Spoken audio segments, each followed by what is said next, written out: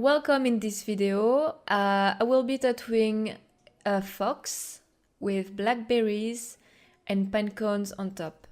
So I put this stencil, as you can see, on the side of the calf, and this is a customer that I really know. She has a good skin for most of the tattoos I've done on her. Actually, I tattooed her in 1 year seven times, so I know it's a lot. And in these 7 times, there is 2 tattoos which were made in 2 sessions. So I made 9 sessions in 1 year on my customer. So I really well know her. She's a really patient customer. You know, she's not moving. She doesn't have any pain. Just in the end of this tattoo, maybe you will notice it, but her leg will be shaking a little, but she couldn't control it. This is just the leg. You don't know how it happens, but it happens with legs sometimes. This tattoo will be really long. It was made in 1 session, but actually it lasted like 10 hours and a half, and this is a lot. Normally, my sessions last between 6 to 8 hours maximum, or maybe 8 hours and a half. It can happen. But for this time, it was supposed to be 1 session and a little more, like a half. But actually, as more I was going on, I was like, okay, if you can hold on, I can make it in 1 time. And she was okay for that. So 10 hours in 1 session. So I'm still using the 15 Magnum because this animal, the fox, has long hairs. So it's more practical to use the Magnum for that, because you can make curves, you can make long hairs, a lot of techniques you can use just with 1 needle. And now I begin the ear, exactly the same technique. I use the side of the Magnum, and I began to make the black part of the inside of the ear.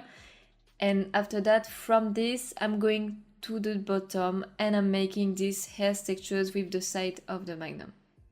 So it's really simple, as you can see. I mean, it's simple when you see it, but technically when you make it in a tattoo, it's just the time to practice. But if you understand the right gesture, you will know how to make it after. What you have to keep in mind is that you have to follow the implantation of hair. One more time, I say that I know I always say it, but it's really important to keep that in mind.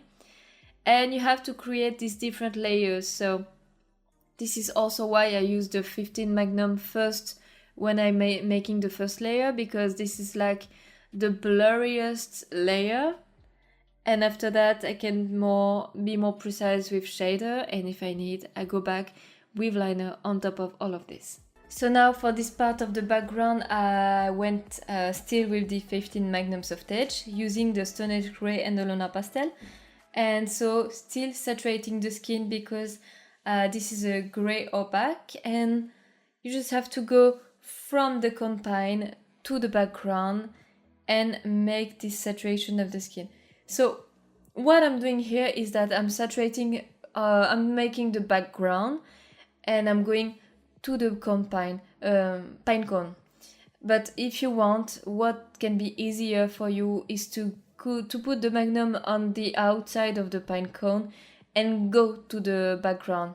I hope you understand, because what I'm doing here is like making a stripe effect on the background, and I'm really stopping exactly at the pine cone. So maybe you could be afraid about tattooing the pine cone if you're doing like this. So if you want, you just go from the pine cone with the Magnum and you begin to tattoo like this from the pine cone, and you go to the top as more as you're going to the background. It will be maybe easier for you.